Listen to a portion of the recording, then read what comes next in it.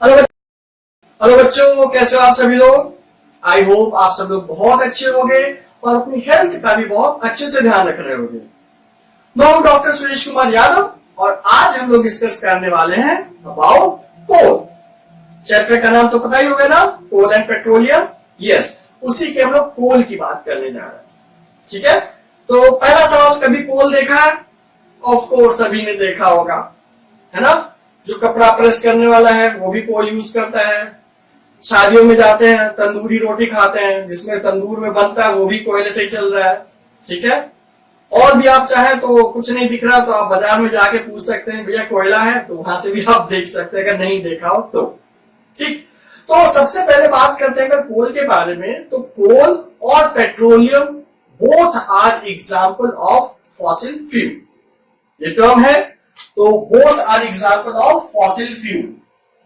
तो दूसरा सवाल आया कि भाई ये फॉसिल क्या है। पहले फॉसिल समझ लें, तभी तो फ्यूल की बात करेंगे, उसके बाद की बात है वो। तो पहले फॉसिल क्या है, तो पहले समझना पड़ेगा कि व्हाट बेसिकली इज फॉसिल, है ना। तो सिंपल है, एकदम सिंपल एग्जाम्पल से आपको बताते हैं, एकदम आसान। पहले आसान से शुरू करते हैं।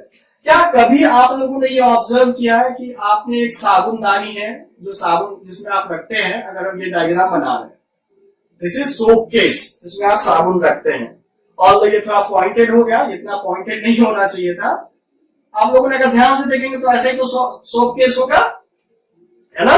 तो अगर आप जब इसमें साबुन रखते हैं तो क्या होता है, साबुन में अगर आप पलट के देखिए तो अगर ये सोप है तो ये दो लाइनों के यहाँ पर गड्ढे नजर आते हैं, डिप्रेशन नजर आते हैं कि नहीं आते हैं। सिंपल है, देखा होगा आप लोगों ने। तो ये जो डिप्रेशन है ये सिमिलर है फॉसिल के। सिमिलर क्यों भाई? फॉसिल में भी हो क्या रहा है कि मान लीजिए हमारे पास रॉक्स है, स्टोन्स हैं, अगर उसमें किसी भी ऑर्गेनिज्म का इंप्रेशन प्रेजेंट है तो उस स्टोन को हम लोग बोलते हैं फॉसिल। क्या बोलते हैं उसको? फॉसिल। अब ये सवाल आता है कि ये बनता कैसे, ये भी देखिए कि आखिर ये फॉसिल कैसे बन रहा है। सिंपल है कि ये हमारे पास, मान लीजिए मेरा एग्जांपल ले लीजिए, ठीक है। हम पढ़ा रहे थे, अचानक से क्या हुआ, हम गिर गए, ये हम गिर गए, ठीक है। और हमारे ऊपर क्या हुआ, बहुत सारी लेयर लेयर लेयर लेयर और सॉइल इकट्ठा होती चली गई। हम उसमें 100 साल तक दबे रहे तो क्या होगा? आप देखिए, आपको पता ही है कि माइक्रोब्स हर जगह प्रेजेंट होते हैं, है ना। और माइक्रोब्स क्या करते हैं? डिग्रेडेशन करेंगे। तो जब हम मर चुके हैं तो हमारे जो सेल्स हैं, बॉडी है, उसको डिग्रेड करने के लिए माइक्रोब जुट जाएंगे। अब हमारी बॉडी में कई तरीके की सेल्स हैं। सिंपलेस्ट टर्म्स में समझिए, कुछ बहुत ही हार्ड है जैसे कि बोन्स, और कुछ सॉफ्ट है जैसे कि फ्लैश, ठीक है। तो फ्लैश, ये सारी चीजें तो जल्दी से डिटोरिएट हो जाएंगी, डिग्रेड हो जाएंगी, लेकिन बोन्स को डिग्रेड होने में लगेगा टाइम। ठीक, तो होता क्या है कि जब ये अब यहाँ पर दबे थे, अब इसी को थोड़ा सा और देखने की, समझने की कोशिश करते हैं। छोटा सा हम मान लीजिए स्ट्रक्चर बनाते, ये हम हैं। जब सॉइल हमारे ऊपर दबना शुरू होगी तो डिप्रेशन आएगा कि नहीं आएगा? ये उस पर सॉइल के अलग अलग लेयर में डिप्रेशन आता जाएगा, है ना। अब किसी ने 100 साल के बाद एक पत्थर निकाल के देखा तो हम तो वहां बचे नहीं होंगे, तो हमारा लेकिन क्या होगा, डिप्रेशन उसमें दिखाई पड़ेगा, उस स्टोन में डिप्रेशन दिखाई पड़ेगा। जैसे आप साबुन पलट के देखते हैं ना, तो जहां पर ये लाइनें थी, यहाँ पर आपको गड्ढा दिखाई पड़ रहा है, इन द सेम वे हमारा भी डिप्रेशन इधर दिखाई पड़ेगा। तो इस स्टोन को कहा जाएगा फॉसिल। क्या ये पॉइंट समझ में आया? जो इंप्रेशंस बन जाते हैं किसी भी स्टोन में ऑफ एनी ऑर्गेनिज्म, चाहे वो प्लांट हो चाहे वो एनिमल हो, ठीक है, आइदर प्लांट और एनिमल, अगर उसके इंप्रेशन बन जा रहे हैं तो इसको आप क्या कहोगे? फॉसिल। क्या ये पॉइंट समझ में आ गया? ठीक, अब यहीं पर दूसरा टर्म भी देख लेते हैं। दूसरा टर्म क्या था? Fossil fuel. उसकी भी बात कर लेते हैं जरा। तो ये टर्म फ्यूल कहां से आ गया भाई? फ्यूल। आप देखो, हमारा एग्जाम्पल देखिए, जब हमको माइक्रोब्स डिकम्पोज कर रहे थे भाई, माइक्रोब जब भी डिकम्पोज करेंगे तो क्या होगा? कुछ गैसेस का प्रोडक्शन होगा। सिंपल एग्जाम्पल देखिए, आप लोग बहुत बार यूरिनल के आसपास गए होंगे, सुलभ शौचालय के आसपास गए होंगे, अजीब सी बदबू आती है। क्यों आती है? क्योंकि वहां पर बहुत सारा जो यूरिन है उसको माइक्रोब्स डिकम्पोज करके किसमें? अमोनिया में कन्वर्ट कर रहे हैं, जो हमको पता लगता है ना। In the same way microbes हमको डिकम्पोज करेंगे और बहुत सारा क्या करेंगे, सर्टेन लिक्विड्स बनाएंगे, सर्टेन गैसियस प्रोडक्ट्स बनाएंगे, और जो सॉलिड बच जाएगा जिसको नहीं डिकम्पोज कर पाए हैं वो कोल बन जाएगा। तो आखिर ये जो चीजें हैं वही तो फ्यूल की तरह काम आएंगी, क्योंकि हमारी बॉडी किससे बनी है, कार्बन, हाइड्रोजन और नाइट्रोजन, ये मेन कंपोनेंट है। इसके अलावा बहुत सारे मिनरल्स भी प्रेजेंट है, लेकिन मेन कंपोनेंट तो यही है। In the same way fuels की अगर बात करें, वो मैंने फ्यूल नहीं लिखा, सॉरी, तो अगर फ्यूल की बात करते हैं तो फ्यूल का भी तो मेन कंपोनेंट यही है, कार्बन, हाइड्रोजन और ऑक्सीजन। तो हमारी बॉडी को डिकम्पोज करने के बाद जो ये गैसियस प्रोडक्ट्स बने हैं उनको हम बाद में क्या यूज करते हैं, एज फ्यूल्स यूज कर सकते हैं। क्या ये पॉइंट समझ में आया कि नहीं आया? तो क्योंकि जो कोल है और जो पेट्रोलियम है ये इस प्रोसेस से बना हुआ है, इसीलिए इसको बोलते हैं फॉसिल फ्यूल। दूसरा एक इंपॉर्टेंट टर्म है, फॉसिल बनने की जो प्रोसेस है वो बहुत ही स्लो प्रोसेस है, एक्सट्रीमली स्लो प्रोसेस है, मिलियंस ऑफ ईयर्स लगते हैं। तो इसीलिए ये कौन सा सोर्स है, नॉन रिन्यूएबल सोर्स है। क्योंकि अगर ये एक बार खत्म हो गया तो जब तक दोबारा बनेगा तब तक हम लोग नहीं बचेंगे। क्या ये पॉइंट समझ में आया? इसीलिए क्या है, नॉन रिन्यूएबल रिसोर्स। ठीक, क्या ये पॉइंट क्लियर हो गया? फॉसिल बनने की जो प्रोसेस है या जो फॉसिल फ्यूल बनने की जो प्रोसेस है, it takes lot of time, millions of years लगते हैं। इतना स्लो प्रोसेस है, मिलियंस ऑफ ईयर्स लगते हैं। तो इसीलिए अगर फॉसिल फ्यूल खत्म हो गया तो ये हमारे जीते जी या कई सदियां आएंगी उनके समय में भी ये फॉसिल फ्यूल बन नहीं पाएगा। इसीलिए हमें फॉसिल फ्यूल का जो यूटिलाइजेशन है वो बहुत ध्यान से करना होता है, ताकि जो हमारी आगे वाली जनरेशंस हैं उनके लिए भी हम लोग थोड़ा बहुत फॉसिल फ्यूल छोड़ दे जाए। ठीक है, अब आते हैं सवाल पर कि भाई आखिर फॉसिल फ्यूल जो हमारा टॉपिक है, जो कोल है, आखिर कोल कैसे बना, फॉर्मेशन ऑफ कोल, आखिर कोल कैसे बना। ठीक है, सिंपल है, मेरा एग्जांपल लीजिए आप। ठीक है, जो मैंने आपको भी समझाया है, तो हमने जैसे बताया सॉफ्ट टिश्यूज है, ठीक है, ये जल्दी डिकम्पोज हो जाएंगे, तो कुछ गैसेस फॉर्म में जाएंगे जिनको कि हम लोग कहते हैं ना नेचुरल गैस। ठीक है, कुछ लिक्विड के फॉर्म में जाएगा जिसको पेट्रोलियम प्रोडक्ट कहते हैं, और जो माइक्रोब्स डिकम्पोज नहीं कर पाए उससे क्या बनेगा, उससे बनेगा कोल, जो कि हम लोग बाद में यूटिलाइज करेंगे। क्या ये बात समझ में आई? तो हुआ कैसे होगा, देखिए करोड़ों साल पहले आप ये मान सकते हैं, जब डायनासोर या उससे भी पहले की बातें हैं ये, जब हर तरफ पूरा का पूरा वेजिटेशन ही था, प्लांट्स ही प्लांट्स थे, बहुत सारे प्लांट्स थे, तो कुछ तो इस तरीके की नेचुरल घटनाएं हुई जिससे कि these plants and animals got buried under the soil। यहाँ पर टर्म इंपॉर्टेंट है, प्लांट्स भी और एनिमल्स भी। कहने का मतलब कोल ये कतई बात नहीं है कि सिर्फ प्लांट से बना है, एनिमल्स भी इंक्लूडेड है उसमें। कोई भी लिविंग सब्सटेंस है that got buried under the soil. ठीक है, अब ये जैसे मान लीजिए सॉइल में बरी हो गया, अब धीरे धीरे इसके ऊपर लेयर बाय लेयर सॉइल का डिपोजिशन होता रहा। भाई अर्थ के अंदर क्या है, हाई टेम्परेचर है, ये आपको पता ही है, जो टेम्परेचर होता है इट इज हाई, और जैसे जैसे ये लेयर बढ़ती जाएगी वैसे वैसे क्या होता जाएगा, इसके ऊपर प्रेशर बढ़ता जाएगा। तो under tremendous high temperature and pressure हुआ क्या, धीरे धीरे करके ये जो लिविंग सब्सटेंसेस थे they get converted into coal and petroleum products. क्या ये पॉइंट समझ में आया? धीरे धीरे विद पैसेज ऑफ टाइम ये जो वेजिटेशन था, ये जो लिविंग बींग्स जो उसमें बरीड हो गए थे, सॉइल में बरीड हो गए थे millions of years ago, they got converted into coal. तो फॉर्मेशन ऑफ कोल जो है उस प्रोसेस को क्या बोलते हैं, कार्बोनाइजेशन। SA भी सही है, ZA भी सही है। ठीक है, और कहीं कहीं पर इसको कोलिफिकेशन भी कहा गया है। कहीं कहीं पर अगर आप बुक्स देखेंगे तो इसको कोलिफिकेशन भी कहा गया है, राइट। बट एनसीईआरटी की बात करते हैं तो वहां पर कार्बोनाइजेशन टर्म को यूज किया गया है। ठीक है, तो कार्बोनाइजेशन क्या है, it is a slow process, extremely slow process of conversion of vegetation into coal under the effect of tremendous pressure and heat। तो दो चीजें हैं, एक तो बहुत ही स्लो प्रोसेस है जिसमें कि जो वेजिटेशन था that got buried under the soil is converted into coal।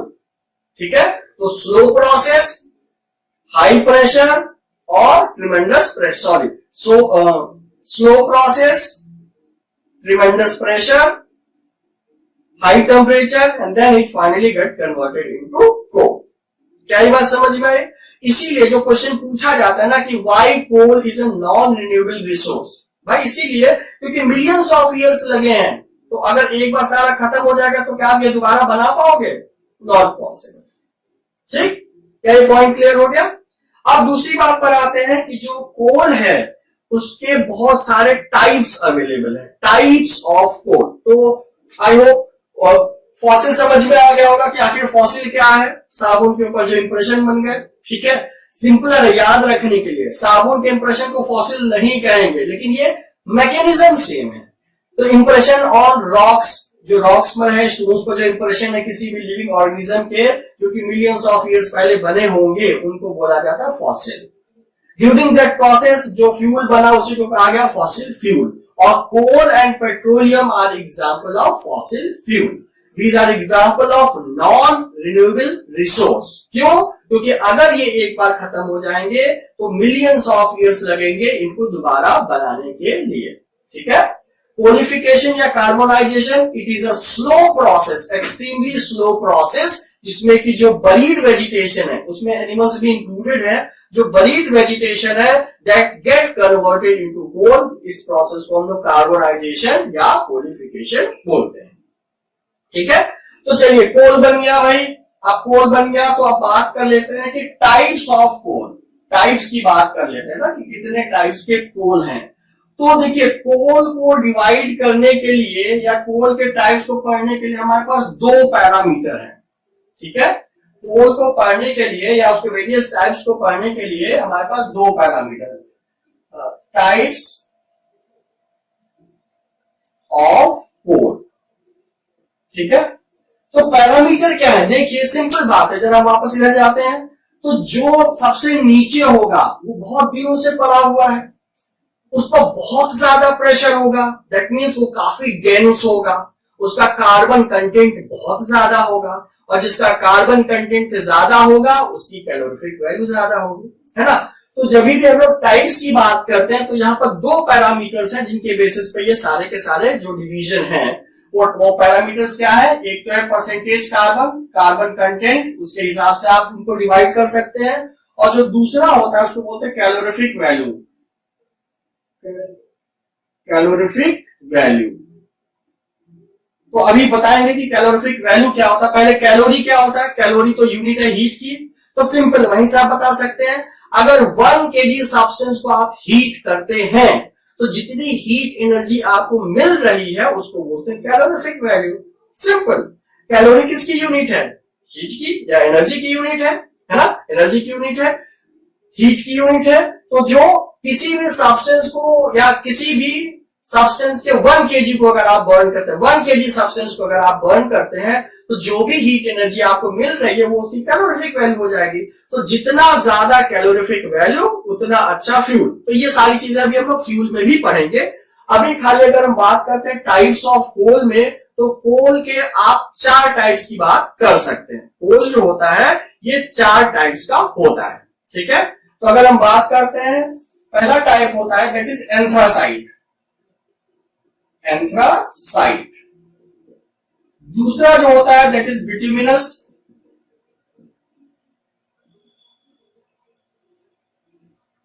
Next is lignite,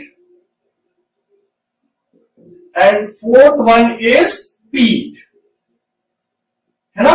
तो ये हमारे पास 4 टाइप के कोल प्रेजेंट है, एंथ्रासाइट, बिट्यूमिनस, लिग्नाइट और पीट। तो जो परसेंटेज ऑफ कार्बन है वो सबसे ज्यादा है एंथ्रासाइट में, सबसे ज्यादा है इसमें एंथ्रासाइट में। तो अगर आप देखेंगे तो लगभग 86% से लेकर 92% तक आपको कार्बन कंटेंट मिलेगा।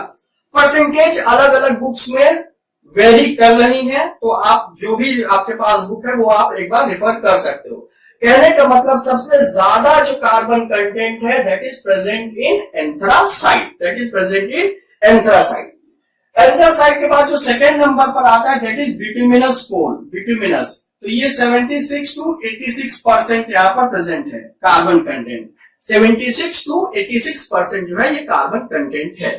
अगर हम लिग्नाइट की बात करते हैं, अगर लिग्नाइट की बात करते हैं तो यहाँ पर जो है ये 70 to 76% जो है वो कार्बन कंटेंट है, यहाँ पर 70 to 76% है कार्बन कंटेंट लिग्नाइट। और एक मिनट, एक्चुअल में जो बिटुमिनस है इसकी जो रेंज है वो ज्यादा है, मतलब कि जो लेयर है वो काफी ज्यादा है, और यही हम लोग कॉमनली हाउस होल्ड पर्पस के लिए भी यूज करते हैं, हाउस होल्ड पर्पस के लिए भी आप इसको यूज करते हैं। तो जो एक और लेयर है जिसको कि हम लोग सब बिटुमिनस भी बोलते हैं, सब बिटुमिनस, सब बिटुमिनस लेयर, ठीक है। तो वहां पर 70 to 76% है। कहने का मतलब अगर बिटुमिनस की बात करते हैं तो 70 से लेकर 86% तक वो वेरिएशन होता है। और अगर हम लिग्नाइट की बात करते हैं तो लिग्नाइट में 65 to 70% है। और अगर पीट की बात करते हैं तो यहाँ पर कार्बन कंटेंट काफी कम है, वो 60 to 65% होगा, ठीक है बच्चों। तो कहने का मतलब ये हुआ कि जो कार्बन कंटेंट है, कार्बन कंटेंट है उसके हिसाब से आप 4 टाइप्स में डिवाइड कर सकते हैं। दैट इज बेसिकली एंथ्रासाइट जिसमें कि सबसे ज्यादा कार्बन कंटेंट होगा, बिटुमिनस जिसमें कि बिटुमिनस क्योंकि लेयर बहुत ज्यादा है तो आप रेंज 70 टू लेकर 86 आप लिख सकते हैं, लिग्नाइट 65 to 70%, और पीट की अगर बात करें तो 60 to 65% यहाँ पर कार्बन कंटेंट है। कार्बन के अलावा भी जो सब्सटेंसेस प्रेजेंट होते हैं उनको वोलाटाइल कंटेंट कहते हैं। तो ऑब्वियसली अगर 92% है तो बाकी रिमेनिंग क्या होगा, वोलाटाइल होगा, वो आप 100 में से माइनस करके आप कैलकुलेट कर सकते हैं, ठीक है।